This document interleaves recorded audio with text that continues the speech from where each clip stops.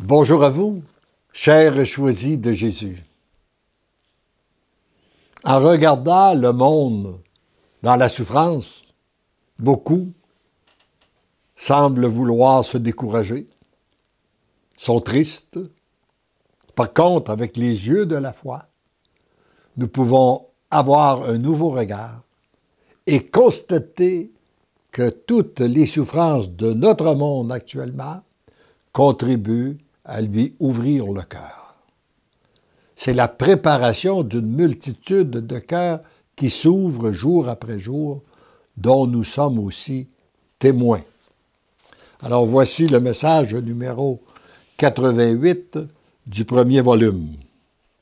Mon tout petit, continue à avancer sans savoir où je te conduis. Alors, j'ai eu beaucoup de difficultés à accepter ça. Mais lorsque j'ai compris, Jésus avait dit dans sa parole, « Si vous ne devenez pas comme des petits enfants, vous n'entrerez pas dans le royaume des cieux. » Et j'ai remarqué qu'un petit enfant n'a pas besoin de savoir où il va. Il a juste besoin de savoir qui le conduit. Alors nous, sachant que nous sommes conduits par notre Dieu lorsque nous lui avons donné notre oui, nous n'avons pas, c'est pas important de savoir où on va, mais bien de se laisser conduire. Je suis ton maître. Toi, tu es mon élève, celui à qui j'enseigne, que j'instruis, que je forme et surtout que j'aime follement. C'est uniquement en accueillant mon amour que tu peux recevoir autant de moi. Voyez-vous le chemin simple?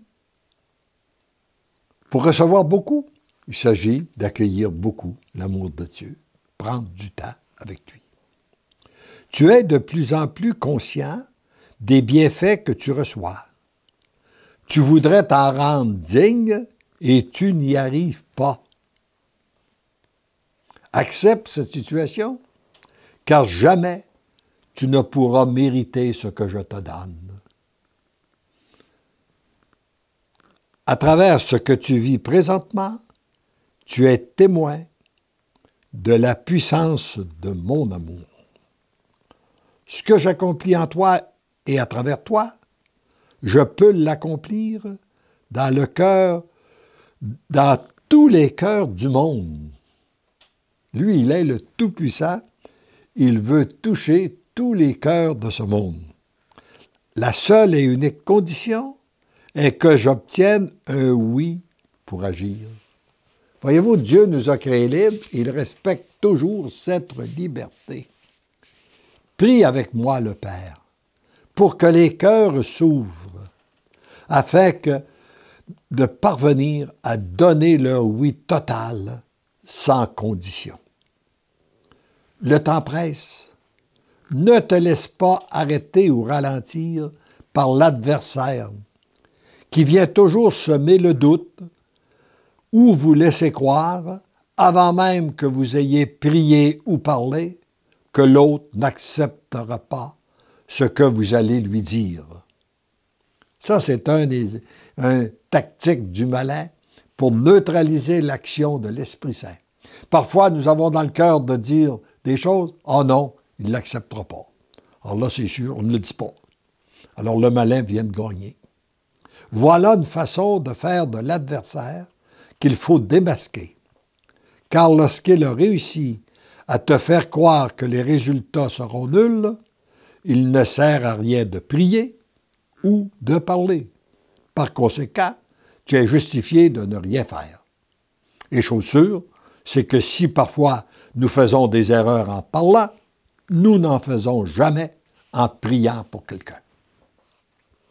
Comme c'est toi que le Père avait choisi pour toucher le cœur de cette personne, si tu ne pries pas ou ne parles pas à celui ou celle que le Père t'avait envoyé sous prétexte qu'il ou elle ne l'accueillera pas, l'adversaire vient de faire un gain en retardant ainsi le plan du Père.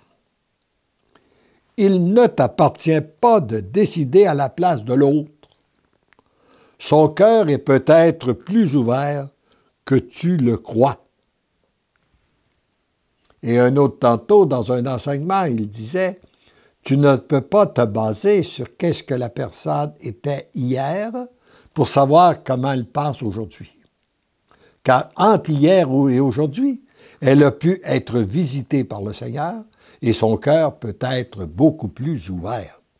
De la même façon, tu ne peux pas te baser sur ce que la personne est aujourd'hui pour savoir ce qu'elle sera demain. Car entre aujourd'hui et demain, si tu as prié pour elle, son cœur peut très bien s'ouvrir et être différente demain de ce qu'elle est aujourd'hui. Apprends à faire confiance au Père, qui est le Dieu de l'impossible.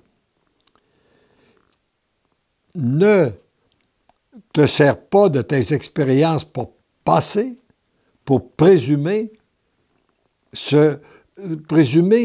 de ce qui va se produire. Les cieux sont présentement ouverts. La souffrance et l'insécurité que vivent les gens de la terre présentement contribuent à ouvrir beaucoup de cœurs qui étaient autrement fermés.